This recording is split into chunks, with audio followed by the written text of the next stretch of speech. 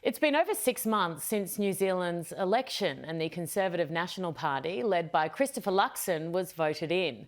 The country is facing a number of challenges left over from the Ardern-Hipkins government, and Luxon, already taking a hit in the polls, has a mammoth task ahead of him. But as a close ally, New Zealand's prosperity is closely linked to ours, and I'm pleased to say I had the chance to speak with the Prime Minister, Christopher Luxon, a tiny bit earlier today. Prime Minister, thank you so much for joining me here on Erin. I'd like to start by essentially asking you how you came to be in this position. You weren't born into wealth or privilege. Your parents dropped out of school in their teens. What's the trick? What's the secret? Well, firstly, Erin, great to be with you, and can I just say thank you for your patience with me since I've become Prime Minister. I've been a big admirer of your show, so it's great to be on with you today. Look, I'm just a kid who had a regular Kiwi upbringing. As I said, my parents left school at 15, 16. Awesome, amazing parents. They made sure I got all the education I needed, and I was the first in my family to go to university, and I went out in the world and went into the world of business. And then in the last 3 years, I've returned home after 16 years of living and working overseas, came home to run Air New Zealand, and then 3 years ago came to politics. So that's because I care about this great country. We have an awesome country. We think it's the best country on planet Earth. Sorry to all the Australian viewers, but I want it to realise all of its potential. I want every Kiwi kid to be able to have the same opportunities that I've had. You've got a big job ahead of you, don't you? Yeah, look, I mean, there's no doubt about it. The last 6 years have created some challenging circumstances for us as a new government to deal with. And certainly, our focus is just on three things. We are here to, rebuild the economy.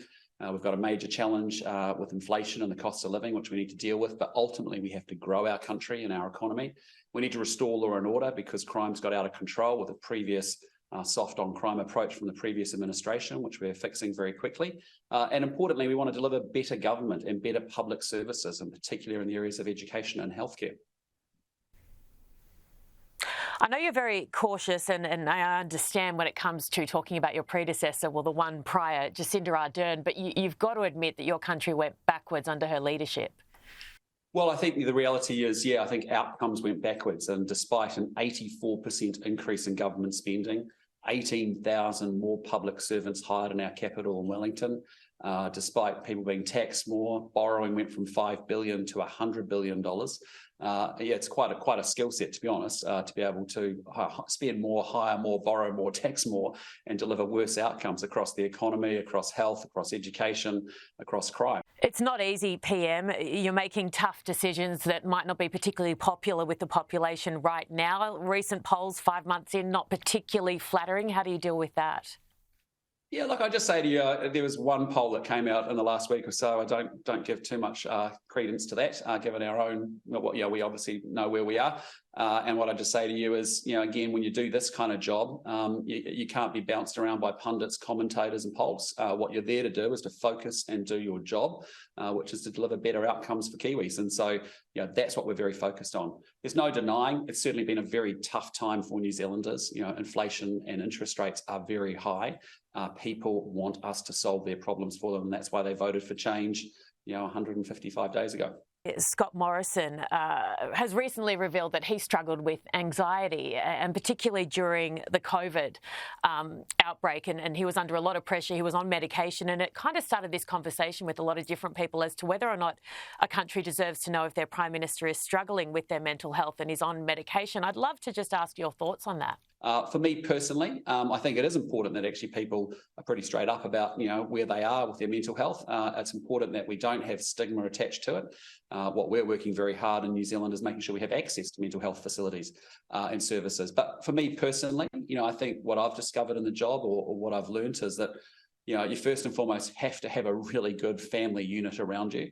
And friends that care about you because of who you are, not because of what you do, and the folk that you do life with all its ups and downs along the way. You say that strategically your number one priority is your relationship with Australia.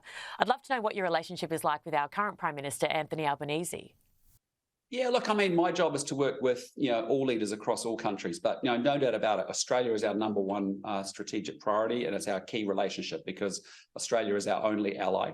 I have a great relationship with Anthony Albanese. He's someone I actually knew in my former life when he was a minister in Australia and I was CEO of Air New Zealand.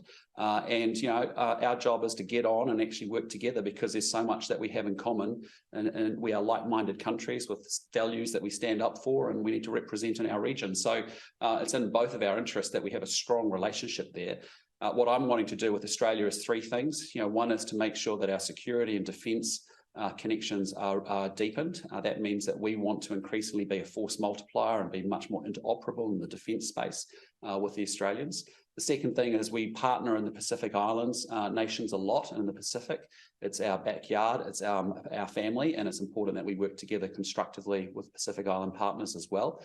And then thirdly, it's around saying, look, there is a big common economic market between the two of us, and there's probably opportunities for us to reframe that and actually look for more economic opportunities as well. So good personal relationship, important that we can get on with each other at a personal level, but importantly advance things that are in both Australia and New Zealand's interests.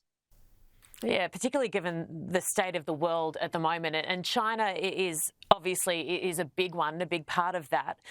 You recently called out China publicly, re a cyber attack, which is quite rare for New Zealand. How do you balance, and this is really difficult to do, I know, how do you balance standing up for your values, which differ to China's, just like a lot of Australian values differ to China, whilst also maintaining a relationship that you desperately need? Yeah, look, it's been a long-standing and complex relationship for the last 50 years, and there's no doubt about it. China is an undeniable force in global politics, and that actually will shape global affairs and standings in the world. For us, we look at it very clearly, which is that we have strong cooperation in areas where there is common and mutual interest around trade, around climate, around our people-to-people links, particularly through tourism and through students. We do acknowledge that we have different political cultures, histories, and systems. That creates divergent views and therefore differences of opinion. What we will do always is present those issues in a predictable and consistent way, publicly or privately, with the Chinese. And that's been the nature of our conversations with them. And so you saw us call out recently, Chinese cyber attacks on New Zealand's parliamentary system, unacceptable, and we're very comfortable to do that. And then obviously we have an independent foreign policy, as do 195 other countries, all acting in our respective national interests.